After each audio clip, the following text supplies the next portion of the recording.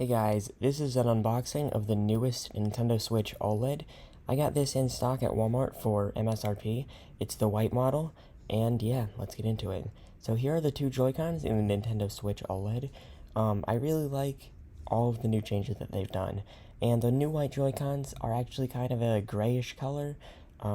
It's hard to see on camera, but they look pretty good. So as you see, this is the right one, and then we have the left one. They're wrapped in this plastic as the original Switch was, so nothing new there. They seem to be the exact same Joy-Cons though, just different colors. So lifting up this, we see the manuals, which is kind of hidden in this compartment.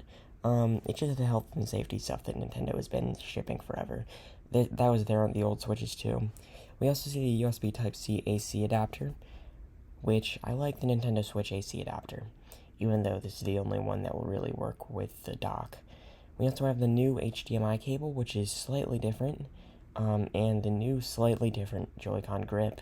Now, the differences are, with the grip, there is a embedded glossy look, and the HDMI cable is softer now, and it's less firm when you actually go to plug it in. And also some different Joy-Con straps.